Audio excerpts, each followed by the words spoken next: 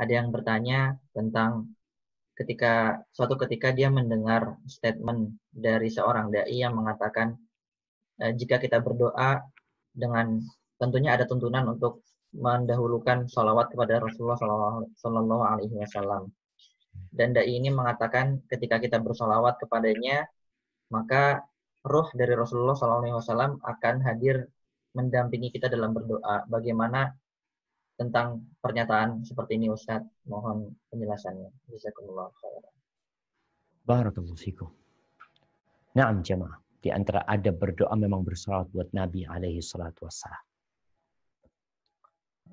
Imam Ibnul Qayyim rahimahullahu ta'ala ketika menjelaskan salawat kepada Rasulullah sallallahu alaihi wasallam dalam doa ini, bisa di awal, bisa di tengah, bisa di penutup.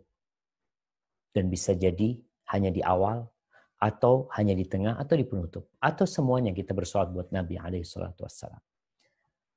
Dan doa yang tanpa salawat akan bergantung.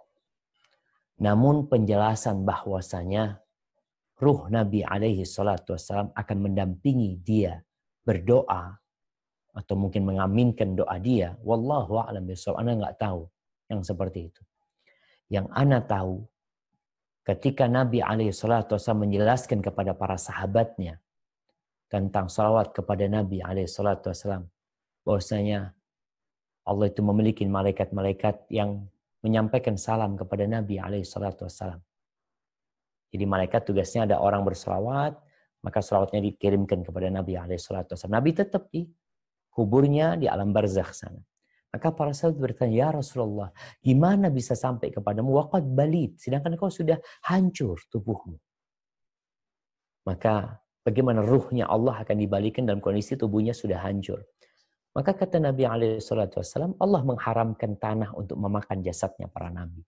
Artinya jasad Nabi SAW sampai hari ini tetap utuh. Jadi kalau tadi dikatakan kemudian Nabi mendampingi, Anda nggak pernah tahu. Dan kita ketika mendengar sesuatu, alhamdulillah ini sangat bagus sekali. Ketika ditanyakan, karena kita perlu tahu kebenaran hadisnya.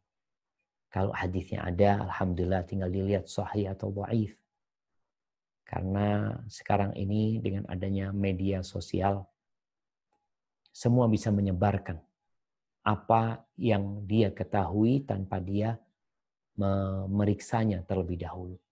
Artinya ketika kita salawat buat Nabi SAW, sebagai bentuk terima kasih kita kepada Nabi SAW. Dan Allah yang menyuruh kita bersalawat buat Nabi SAW. Bukan berarti Nabi ikut ruhnya datang kepada kita, kemudian berdoa kepada kita, sedangkan kita tahu seluruh umat di penjuru dunia bersalawat kepada Nabi SAW. Dalam sholatnya pun beliau, umat Islam bersalawat kepada Nabi SAW. Maka bagaimana hal itu bisa terjadi? Mohon nanti dicek dulu hadisnya, kebenarannya, sehingga kita tidak mudah-mudah mengatasnamakan Rasulullah SAW padahal beliau tidak menyampaikan hal itu. Apalagi hadisnya adalah hadis yang dhaif atau palsu, maka kita harus berhati-hati ketika menyampaikannya. Hada wallahu a'lam bissawab.